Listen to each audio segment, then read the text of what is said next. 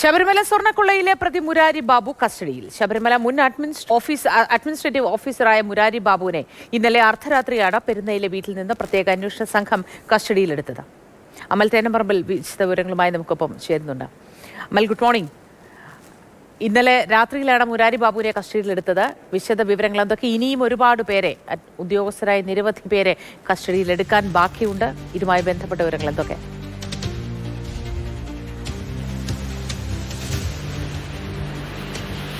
ശബരിമല സ്വർണ്ണപ്പാളി വിഷയവുമായി ബന്ധപ്പെട്ട നിർണായക നീക്കത്തിലേക്ക് നീങ്ങുകയാണ് ഇപ്പോൾ പ്രത്യേക അന്വേഷണ സംഘം. ഇന്നലെ രാത്രിയാണ് മുരാരി ബാബുവിനെ കസ്റ്റഡിയിലെടുക്കുന്നത്. തിരുവനന്തപുരത്തേക്ക് മുരാരി ബാബുവിനെ എത്തിച്ചോ എന്ന കാര്യത്തിൽ ഇപ്പോഴും ഒരു സ്ഥിരീകരണം ഉണ്ടാകുന്നില്ല. പക്ഷേ എന്തായാലും മുരാരി ബാബുവിനെ ഇന്ന് വിശദമായി തന്നെ ചോദ്യം ചെയ്യും. ഒന്നുകിൽ പത്തനംതിട്ടയിലേക്ക് കൊണ്ടുപോയി കോടതിയിൽ ഹാജരാക്കി, പിന്നീട് കഴിഞ്ഞ ദിവസങ്ങളിലേക്ക് ഉണ്ണികൃഷ്ണൻ പോറ്റിയുടെ കേസിലുണ്ടായതുപോലത്തെ സമാന നടപടി ഉണ്ടാകുമെന്നുള്ളതാണ് പ്രതീക്ഷിക്കുന്നത്. ഈ കേസിൽ ഏറ്റവും നിർണായകമായ ഒരു കണ്ണിയാണ് മുരാരി ബാബു. സ്വർണ്ണപ്പാളികൾ ശബരിമലയിൽ നഷ്ടപ്പെട്ടിട്ടുണ്ടെങ്കിൽ അതിൽ ഉണ്ണികൃഷ്ണൻ പോറ്റിയെ പോലെ തന്നെ പങ്ക് മുരാരി ബാബുവിനുമുണ്ട് എന്നുള്ളതാണ് പ്രത്യേക അന്വേഷണ സംഘത്തിന്റെ ഒരു വിലയിരുത്തൽ. ഈ സ്വർണ്ണപ്പാളികൾ ചെമ്പ് എന്ന് രേഖപ്പെടുത്തി അത് ഉണ്ണികൃഷ്ണൻ പോറ്റിക്ക് കൈമാറുന്നതിൽ മുരാരി ബാബുവിന് വ്യക്തമായ പങ്കുണ്ട് എന്നുള്ളത് തന്നെയാണ് വിലയിരുത്തപ്പെടുന്നത്. ഈ രേഖകളിലെല്ലാം തന്നെ സ്വർണം എന്നുള്ളത് മാറ്റി ചെമ്പ് എന്നാക്കിയത് ഈ പറയുന്ന മുരാരി ബാബു അടക്കമുള്ള ഉദ്യോഗസ്ഥർ ആണ്. ഈ ദേവസ്വം ബോർഡിന്റെ നിരവധി ഉദ്യോഗസ്ഥർ പ്രതികളാണ്. 10 പേരെയാണ് പ്രതിപട്ടികയിൽ ഉൾപ്പെടുത്തിയിരിക്കുന്നത്.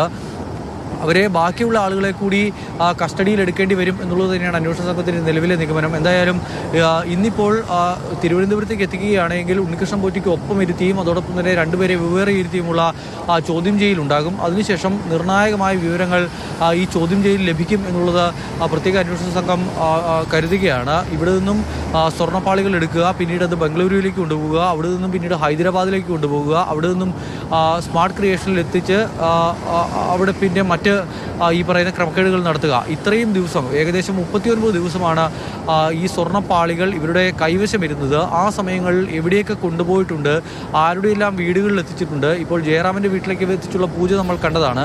അതിന് സമാനമായി തന്നെയുള്ള നീക്കം മറ്റെവിടെയെങ്കിലും നടന്നിട്ടുണ്ടോ തുടങ്ങിയ കാര്യങ്ങളൊക്കെ അറിയേണ്ടതുണ്ട്. അത് ഉണ്ണികൃഷ്ണൻ പോറ്റിക്ക് ആ വിവരങ്ങൾ പങ്കുവയ്ക്കാൻ കഴിയുന്നത് പോലെ തന്നെ മുരാരി ബാബുവിനും പറയാൻ കഴിയും എന്നുള്ളതാണ് അന്വേഷണ സംഘം പ്രതീക്ഷിക്കുന്നത്. ഉണ്ണികൃഷ്ണൻ പോറ്റിയെ കസ്റ്റഡിയിലെടുത്ത് ഇപ്പോൾ ദിവസങ്ങൾ കഴിയുന്നു. പക്ഷേ ഇതുവരെയും ഈ ക്രൈംബ്രാഞ്ച് ഓഫീസിന് പുറത്തെത്തിച്ചുള്ള ഒരു തെളിവെടുപ്പ് നടന്നിട്ടില്ല. ഉണ്ണികൃഷ്ണൻ പോറ്റിയുടെ വീട്, അതോടൊപ്പം തന്നെ ഈ പീഡനങ്ങൾ കണ്ടെടുത്ത ഉണ്ണികൃഷ്ണൻ പോറ്റിയുടെ സഹോദരിയുടെ വീട് ബംഗളൂരു, അതോടൊപ്പം തന്നെ ഹൈദരാബാദ് തുടങ്ങിയ ചെന്നൈ തുടങ്ങിയ സ്ഥലങ്ങളിലൊക്കെ എത്തിച്ച് തെളിവെടുപ്പ് ഉണ്ടാകുമെന്നുള്ളതാണ് നമ്മൾ പ്രതീക്ഷിച്ചിരുന്നത്. പക്ഷേ ഇത്രയും ദിവസവുമായിട്ടും ചോദ്യം ചെയ്യൽ മാത്രമാണ് നടക്കുന്നത്. ചോദ്യം ചെയ്യലിൽ പ്രധാന ഉദ്യോഗസ്ഥരെല്ലാം പങ്കാളികളാകുകയും ചെയ്യുന്നുണ്ട്. ചോദ്യം ചെയ്യൽ പൂർത്തിയായി പരമാവധി വിവരങ്ങൾ ശേഖരിച്ച് നടത്താതിരിക്കുന്നിടത്തോളം കാലം മറ്റെന്തെങ്കിലുമൊക്കെ തെളിവുകൾ നശിപ്പിക്കാനുള്ള അവസരവും ഇതിനോടൊപ്പം ഈ ഉൾപ്പെട്ടവർക്കൊക്കെ സാധിച്ചിട്ടുണ്ടാവും എന്നൊരു കാര്യം കൂടി നിലനിൽക്കുന്നില്ലേ അമൽ?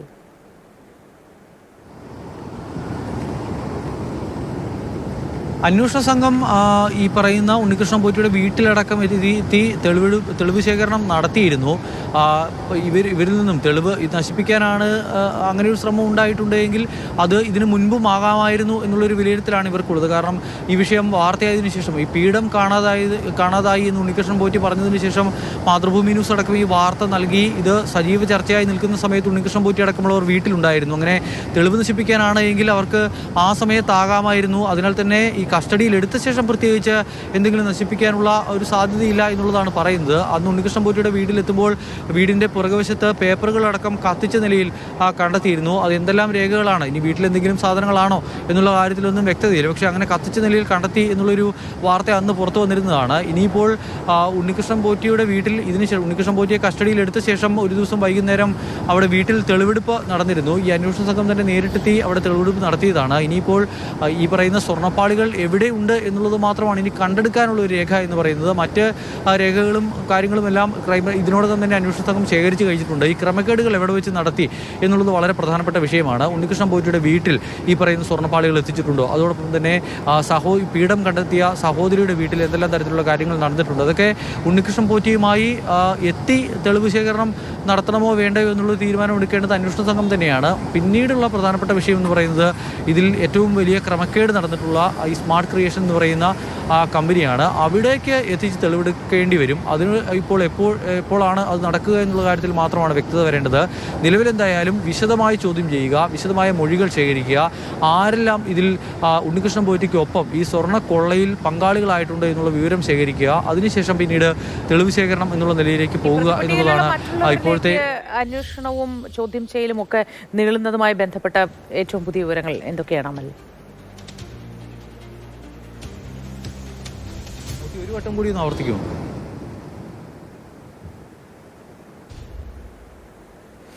അമലിന് കേൾക്കാൻ കഴിയുമെന്ന് കരുതുന്നു. ഈ പ്രതിപട്ടികയിലുള്ള മറ്റുള്ളവരുമായി ബന്ധപ്പെട്ട മറ്റ് ദേവസ്വം ഉദ്യോഗസ്ഥരടക്കമുള്ളവരുമായി ബന്ധപ്പെട്ട ഈ അന്വേഷണ സംഘം എന്ത് നീക്കമായിരിക്കും ഇന്ന് നടത്തുക?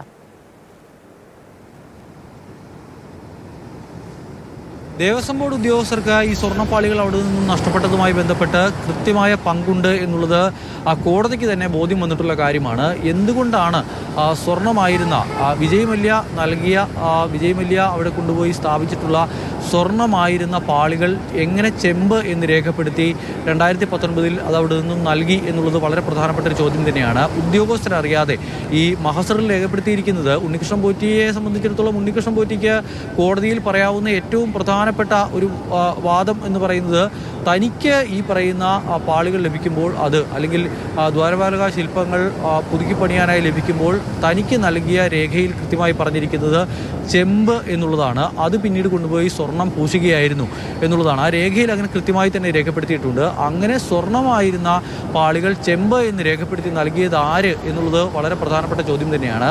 അത് ഏതെങ്കിലും ഒരു മുരാരി ബാബുവിനോ അല്ലെങ്കിൽ ഉണ്ണികൃഷ്ണൻ പോറ്റിക്കോ മാത്രം സാധ്യമാകുന്ന കാര്യമല്ല. അത് ഉദ്യോഗസ്ഥരറിയാതെ, ഉന്നത ഉദ്യോഗസ്ഥരറിയാതെ, നേതൃത്വം അറിയാതെ, ദേവസ്വം ബോർഡ് അറിയാതെ ഇങ്ങനെ നടന്നു എന്നുള്ളതാണ് കോടതി പോലും ചോദിക്കുന്ന സംശയം. അതിൽ വ്യക്തത വരേണ്ടതുണ്ട്. അതിൽ വ്യക്തത കണ്ടെത്തുക എന്നുള്ളത് തന്നെയാണ് അന്വേഷണ സംഘത്തിന് മുന്നിലുള്ള ഏറ്റവും പ്രധാനപ്പെട്ട ആ വെല്ലുവിളി. ആ ഒരു ദൗത്യത്തിൽ വിജയം കാണുന്നു എന്നുള്ളത് തന്നെയാണ് ഇപ്പോൾ ഈ അന്വേഷണ സംഘത്തിൻ്റെ നീക്കങ്ങളിൽ നിന്ന് മനസ്സിലാക്കാൻ കഴിയുന്നത്. കാരണം അവർക്ക് ഇത് സംബന്ധിച്ച വിവരങ്ങളെല്ലാം ലഭ്യമായിട്ടുണ്ട്. ഇതിൽ പങ്കെടുത്ത ഉദ്യോഗസ്ഥരെ ഒന്നൊന്നായി ചോദ്യം ചെയ്യാനുള്ള നീക്കമാണ് ഇപ്പോൾ നടക്കുന്നത്. കഴിഞ്ഞ ദിവസം അനന്തനെ ചോദ്യം ചെയ്തിരുന്നു. അങ്ങനെ അനന്ത സുബ്രഹ്മണ്യത്തെ ചോദ്യം ചെയ്തപ്പോൾ നമ്മൾ വിചാരിച്ചത് ഉണ്ണികൃഷ്ണൻ പോറ്റിയുടേതുപോലെ സമാനമായ ഒരു കസ്റ്റഡി അനന്ത സുബ്രഹ്മണ്യത്തിൻ്റെ കാര്യത്തിലും ഉണ്ടാകുമെന്നുള്ളതാണ്. പക്ഷേ അന്ന് ചോദ്യം ചെയ്ത് വിട്ടയക്കുകയാണ് ചെയ്തത്. വിട്ടയച്ചിട്ടുണ്ടെങ്കിലും ഈ പറയുന്ന അനന്ത സുബ്രഹ്മണ്യം, അതോടൊപ്പം തന്നെ അനന്ത സുബ്രഹ്മണ്യം ഇവിടെ നിന്നും സ്വർണം കൊണ്ടുപോയി ഉണ്ണികൃഷ്ണൻ പോറ്റിക്കായി കൊണ്ടുപോയി ബാംഗ്ലൂരിൽ എത്തിച്ച് പിന്നീട് ഇത് കൊണ്ടുപോയി ഹൈദരാബാദിൽ കൈമാറിയ നാഗേഷ്, കൽപേഷ് അടക്കമുള്ള ആളുകളും അന്വേഷണ സംഘത്തിൻ്റെ നിരീക്ഷണത്തിലാണ്. ഏത് സമയം വേണമെങ്കിലും ഇവരെ വിളിപ്പിക്കാനും ചോദ്യം ചെയ്യാനും കസ്റ്റഡിയിലെടുക്കാനും അറസ്റ്റ് ചെയ്യാനും ഒക്കെയുള്ള തയ്യാറെടുപ്പുകൾ അന്വേഷണ സംഘം പൂർത്തിയാക്കിയിട്ടുണ്ട്. വിശദമായി തന്നെയുള്ള പരിശോധന പ്രത്യേക അന്വേഷണ സംഘം മുന്നോട്ട് പോവുകയാണ് എന്ന് തന്നെ മനസ്സിലാക്കാം.